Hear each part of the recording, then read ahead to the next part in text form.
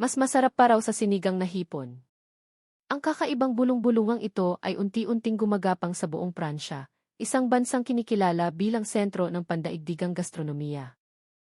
Kapag binanggit ang pagkaing Pilipino sa pandaigdigang entablado, ang unang pumapasok sa isip ng marami ay ang mga pagkaing may marangyang imahe at nagbibigay ng espesyal na pakiramdam, adobong niluto sa palayok, lechong may balat na lumulutong sa bawat kagat, o kare-karing may salsang malapot at malaman. Ngunit sa kasalukuyan, salungat sa magagarang larawan ng mga pagkaing ito, isang pangkaraniwang putahe ang tahimik na sumisikat sa Pransya. Ang pagkaing iyon ay ang pansit bihon, isang pansit na karaniwang makikita sa mga handaan sa kanto at sa hapagkainan ng bawat pamilyang Pilipino. Marahil, para sa maraming Pilipino, ang pansit bihon ay isang pagkaing may panlasang pambahay lamang, walang anumang pambihirang katangian. Ngunit sino ang mag-aakala na ang isang simpleng plato ng pansit na ito ang siyang babago sa mundo ng pagluluto sa Pransya? Doon, ang pansit bihon ay naging napakapopular hanggang sa puntong itinuring itong mas masarap pa sa sinigang na hipon, ang pambansang sabaw ng Pilipinas. Ano nga ba ang nangyayari sa Pransya? Ito ang kwento ni Luc Bonheur, isang chef sa isang restaurant na may isang Michelin star, na ang pananaw sa mundo ay nagbago magpakailanman dahil sa isang subo lamang ng pansit bihon. Sa lungsod ng Lyon, ang itinuturing na puso ng masasarap na pagkain sa Pransya, maraming sikat na restoran ang matatagpuan. Isa na rito ang Tila Lumire, isang restaurant na may isang Michelin star na patuloy na pinapanatili ang mataas na pamantayan nito. Ang nasa likod ng tagumpay ng restaurant ay si Pierre Bonheur, isang respetadong chef sa mundo ng lutuing Pranses, at ang kanyang anak na si Luc Bonheur, 27 taong gulang. Mula pagkabata, si Luc ay pinalaki at sinanay ng mahigpit sa sining ng pagluluto upang balang araw ay pamunuan ang kanilang negosyo. Buong-buo niyang natutunan ang mga tradisyonal na pamamaraan ng lutuing Pranses, mula sa eleganteng pag-aayos ng pagkain sa plato na tila isang obrang dumaan sa masusing pagkalkula, sa delikadong paggamit ng mga halamang gamot, hanggang sa paglikha ng mga sarsang mailalim at iba't ibang patong ng lasa. Ang kanyang mga niluluto ay maituturing na isang tunay na pagsasanib ng sining at teknikal na kahusayan. Subalit, sa mga nakalipas na buwan, madalas na makikita sa mukha ni Luc ang bakas ng pagod at kawalan ng gana. Pakiramdam niya, gaano man kaingat at kapulido ang kanyang paghahanda, palaging may kulang. Hindi niya marating ang puso ng kanyang mga parokyano. Ang pakiramdam ng kahungkagan na iyon ay dahan-dahang umangat-ngat sa kanyang puso, isang kahungkagan na nagmumula sa labis na perpeksyon. Ang bawat plato ay puno ng teknika, ngunit walang kaluluwa. Maging siya mismo ay hindi maisatinig ang malabong damdaming ito. Isang araw, isang bagong kusinerong nagsasanay ang dumating sa La Lumire. Ang kanyang pangalan ay Anton, 26 na taong gulang, isang tahimik na binatang Pilipino mula sa Pampanga, ang tinaguriang culinary capital of the Philippines. Ang unang impresyon ni Luc sa kanya ay isang lalaking simple at walang dating. Prangka niyang inamin sa sarili na iyon talaga ang tingin niya kay Anton. Si Anton ay hindi katangkaran, payat at may ugaling mapagkumbaba. Walang anumang katangi-tanging kisig o ambisyon sa kanyang anyo, na nagdulot kay Luc ng pag-iisip na masyado siyang mahina para sa kompetisyon sa mundo ng lutuing Pranses. Maging ang kanyang mga kamay sa kusina ay hindi rin gaanong kahanga-hanga. Ang kanyang pagkontrol sa apoy, paggawa ng emulsified sauce, o pagpapanatili ng kulay rosas na pagkakaluto ng karne, lahat ay tila alanganin at laging napapansin ng head chef. Ngunit isang araw, may napansin si Luc na kakaiba. Kahit na madalas magkamali si Anton sa mga komplikadong teknik, ang lasa ng kanyang mga niluluto, lalo na para sa pagkain ng mga empleyado, ay palaging tama at kaaya-aya. Ang kanyang mga kamay, kapag humahawak ng mga sangkap, ay tila may angking pag-iingat at paggalang. Inaamoy niya muna ang mga gulay bago hiwain, hinahanapan ng paraan upang hindi mawala ang katas nito bago igisa, at kahit nakakarampot na pampalasa lamang ang gamitin, ang lasa ay nanunuot at hindi malilimutan. Tila sa loob ng kanyang isipan ay may isang hindi nakikitang resipe, isang resipeng hindi nagmula sa pagkalkula, kundi sa mga alaala. Naramdaman ni Luc ang isang pambihirang katangian kay Anton, ngunit hindi niya ito ipinahalata. Sinubukan niyang kumbinsihin ang sarili na nagkataon lamang na nagiging masarap ang mga ito.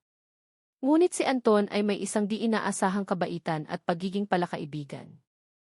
Madalas siyang lumalapit kay Locke upang makipag-usap ng natural, na naging dahilan upang mas maging malapit sila at madalas na mag-inuman ng alak habang nag-uusap tungkol sa pagkain pagkatapos ng trabaho.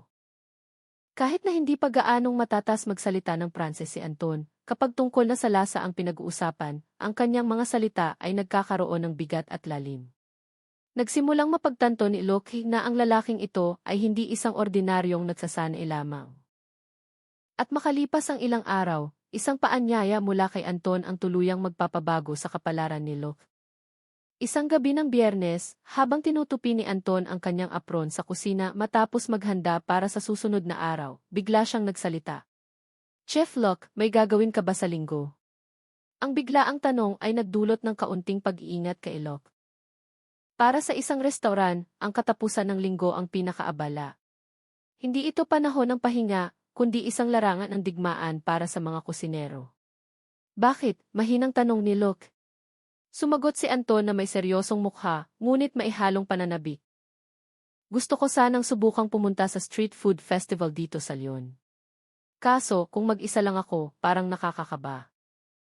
Ang tinutukoy niya ay ang Tilion Street Food Festival 2025, isang taunang pagdiriwang ng pagkain na nagtitipon sa mga nagtitinda ng pagkain sa kalye at mga craft na inumin mula sa buong mundo sa isang lumang bodega na ginawang espasyo para sa mga kaganapan. Para kay Locke, ang street food sa kabisera ng lutuing Pranses ay isang kulturang ibang-iba at napakalayo sa kanyang mundo. Mayroon bang dapat ikatuwa roon? Hindi niya sinasadyang nasabi ang nasa isip niya. Ngunit hindi na tinag si Anton sa kanyang sinabi. Nagkibit balikat lamang ito at sinabing, maaaring ibang-iba nga sa lutuing Pranses, pero sa tingin ko, baka maibalik nito ang saya sa pagkain. Ang mga salitang iyon ay tumama ng malakas sa puso ni Locke. Ang saya sa pagkain. Napaisip siya. Sa mga panahong ito, para saan nga ba siya nagluluto? Para sa mga kritiko? Para sa mga bituin ng Michelin? O para makuha ang pagkilala ng kanyang ama? Marahil, ang pagluluto ay naging isang mabigat na pasanin na pala para sa kanya. Dahan-dahang tumango si Locke. At sa isang mainit na araw ng Hunyo, taong 2025, sa ilalim ng sikat ng araw sa Lyon, ang dalawang batang kusinero ay pumasok sa pagdiriwang bilang mga ordinaryong mamimili. Pagdating nila sa lumang bodega, bumungad sa kanila ang isang kapaligirang mas masigla pa sa kanilang inaasahan. Mga street food mula sa iba't ibang panig ng mundo ang nagtipon sa iisang lugar. Ang tunog ng mga sandok na tumatama sa mga kawali, ang halimuyak ng mga pampalasang kumakalat sa hangin, at ang tawanan ng mga tao, lahat ay naghalo-halo na tila isang karnabal ng pagkain. Kinailangan pang maningkit ng mata ni Locke. Hindi niya kailanman inakala na ang isang magulo at simpleng tanawin ng mga nagtitinda sa kalye ay maaaring maging ganito kadakila. Habang papalalim sila sa loob ng pagdiriwang, isang hindi pamilyar na amoy ang umakit sa kanyang pang-amoy. Ito ay amoy ng isang sarsang may tamis-asim, ang bango ng pansit na ginigisa sa isang mainit na kawali, at mayroon pang isang amoy na nagpapaalala sa kanya ng, ano nga ba iyon? Isang amoy na tila usok ngunit kaaya-aya. Huminto si Locke. Sa kanyang harapan, may isang maliit na tolda na pinagkakaguluhan ng maraming tao. Ang karatulang nakasabit sa itaas nito ay may mga letrang Pilipino na nagsasabing, Pansit Bihon ni Lola. Ang mga pansit na may kulay kahel-rosas ay masiglang ginigisa sa isang malaking kawali kasama ng mga gulay at sahog. Ang singaw mula sa sarsa ay naglalabas ng nakakatakam na amoy. Sa paningin ni Locke, ito ay isang pagkaing may itsurang simple at mura. Narinig niya ang usapan ng mga taong nakapila. Bumalik ako, grabe ang sarap kahapon, sabi ng isang babae. Totoo ba? Narinig ko sa balita, mas masarap pa raw sa sinigang na hipon, sagot naman ng kasama niya. Kumunot ang noo ni Locke. Mas masarap sa sinigang na hipon? Ang kulay kahel na pansit na ito. Nagbibiro ba sila? Sa kanyang isipan, ang pagkaing Pilipino ay dapat maging marangya at pino, tulad ng mga putahe sa mga malalaking handaan, o kaya naman ay dapat maging kasing tapang ng lasa ng sinigang na hipon. Ang ibang uri ng pagkain ay tila mga segunda klaseng putahe na hindi dapat pag-usapan. Ngunit biglang bumulong si Anton na nakatayo sa kanyang tabi. Ito ang paborito kong pagkain mula pagkabata. Sa tanghalian, madalas itong lutuin ni Inang para sa akin. Si Itang naman, binibilhan ako nito tuwing may pista sa bayan. Para sa akin, ito ang lasa ng Pilipinas. At higit sa lahat, ito ang lasa ng mga masasayang alaala. Ang mga salitang iyon ay nagpalingon kay Luke kay Anton. Bahagyang nanginig ang kanyang puso nang marinig ang tahimik na lalaking ito na magsalita tungkol sa kanyang pinagmulan. Sa huli, nagpasya silang dalawa na pumila. Ang bango ng pansit bihon ay lumulutang sa hangin, humihila sa mga tao na lumapit, at tila ginigising din nito ang mga nakatagong alaala ng isang tao. Pagkatapos ng halos 10 minutong pagpila, isang plato ng pansit bihon na nakalagay sa isang papel na plato ang iniabot kay Locke. Ang pansit ay may kulay kahel na maisahog na repolyo, carrots, at kaunting giniling na manok. Mayroon ding maliliit na piraso ng tokwa at hipon na nakabudbod sa ibabaw, kasama ng dinurog na mani, tinadtad na sibuyas na mura, at isang hiwa ng kalamansi sa gilid. Ang itsura nito ay napakasimple at malayong-malayo sa kahulugan ng masarap na pagkain sa kanyang isipan. Ito ba iyon? Ang mas masarap pa sa sinigang, mahinang tawa ni Loki, puno ng pagdududa, bago dahan-dahang isinubo ang pansit.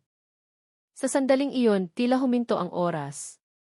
Ang amoy ng sarsang bahagyang nanikit sa kawali ay umakyat sa kanyang ilong. Ang malambot at makunat na tekstura ng bihon, ang lutong ng repolyo, ang alat ng patis na humahalo sa tamis ng sarsa, at ang asim ng kalamansi na sumunod, lahat ay perpektong nagtugma. Ano to? Ang lahat ng teorya ng lutuing Pranses, ang kagandahan ng istruktura, lahat ng kanyang pinag-aralan ay gumuho sa isang iglap. Hindi ito komplikado, hindi gumagamit ng mamahaling sangkap, at ang proseso ng pagluluto ay napakabilis. Ngunit masarap ito. Masarap hanggang sa puntong yumayanig ang kanyang puso, na para bang nahawakan niya ang mga alaala ng isang bansang hindi pa niya nararating. Mayroon itong init at may puwang, isang pakiramdam na hindi pa kailanman naranasan ni Luke sa kanyang mga niluluto. Sinubukan niyang ipikit ang kanyang mga mata at kumain muli. Sa pagkakataong ito, naramdaman niya ang tunog ng kawali na nakatago sa kaibuturan ng pansit. Ang bahagyang amoy sunog ng bihon sa gilid ng kawali ay nagdagdag ng lalim sa bango nito, na tila dumaan sa isang masusing pagkalkula. Impossible, bulong ni Locke. Narinig ni Anton ang mahinang pag-usal na iyon. Hindi ba masarap, chef? Nag-aalalang tanong ni Anton. Nanlaki ang mga mata ni Luke at natigilan siya sandali bago sumagot na may nanginginig na boses, hindi. Totoo nga. Mas masarap pa ito sa sinigang na hipon. Tahimik na umiti si Anton. Ang paligid nilang dalawa ay biglang tumahimik sa gitna ng ingay at gulo ng pagdiriwang. Hindi lamang ito isang ordinaryong pagkain. Ito ay isang revolusyon na sumira sa pader ng mga pamantayan at yumanig sa kanyang kaluluwa. Ang mga salitang mas masarap pa sa sinigang na hipon ay patuloy na umalinggaw sa kanyang isipan habang sunod-sunod niyang isinusubo ang pansit bihon. Kumakain siya ng hindi namamalayan at walang imik, hindi maintindihan kung bakit ganito kalalim ang tama ng pagkaing ito sa kanyang puso. Si Anton, na nakatayo sa tabi niya at nakatingin sa tindahan, ay nagsimulang magsalita ng mahina. Hindi ito isang marangya o komplikadong pagkain, chef. Pero nagbibigay ito ng kapanatagan. Isang subo lang, maaalala mo na agad ang init ng araw na iyon, o ang pakiramdam sa bahay. Ikaw, Chef Locke, mayroon ka bang pagkain ganyan? Ang tanong na iyon ay nagpatahimik kay Locke. Para sa kanya, ang pagluluto ay palaging isang sining. Ito ay isang bagay na hinuhusgahan sa pamamagitan ng perpeksyon, pinaglalabanan sa pamamagitan ng istruktura, at pinararangalan bilang isang obra. Kaya't hindi niya kailanman naisip ang konsepto ng lasa na nakatali sa alaala. Bakit ganito katindi ang epekto ng pansit bihon sa kanya? Bakit niya nararamdaman ang isang pananabik na halos makaluha siya? Marahil, dahil sa loob ng pagkaing ito, naroon ang buhay ng isang tao. Tahimik na tiningnan ni Luke ang huling subo na natitira sa kanyang plato. Hindi ito dahil sa mailihim na sangkap ang lasa, o dahil sa napakahusay na pamamaraan ng pagluluto. Ito ay dahil may puso sa loob nito. Ang bango na gumagabay, nagpapagaan ng tensyon, at gumigising sa mga alaala, ito ang mga sangkap na hindi kailanman nagkaroon ang kanyang mga niluluto. Ginagawa mo ang pagkaing naging simula mo, tama, sabi ni Locke. Ngumiti si Anton nang may bahagyang hiya. Sa isipan ni Loki, ang tanong na ano ang pagluluto ay tahimik na isinusulat muli. At malinaw niyang naramdaman ang pagbabagong iyon. Kinabukasan, nakatayo si Loki sa kusina ng kanyang sariling restoran. Isang kusinang may perpektong kontrol sa temperatura, kumpleto sa mga kagamitan, at kung saan ang bawat patak ng sarsa ay kinakalkula. Ngunit sa araw na ito, ang inihanda niya ay hindi mga mamahaling sangkap. Ito ay bihon, repolyo, carrots, at ang sarsang may amoy sunog na nananatili pa rin sa kanyang alaala. Ang apoy. Kailangan mas malakas pa ng kaunti, sabi niya sa sarili habang tinitingnan ang hawak na kawali at maingat na sinimulang igisa ang pansit. Nang ibuhos niya ang sarsa, umalingaw-ngaw ang isang malakas na tunog kasabay ng paglabas ng amoy na kanyang naranasan kahapon.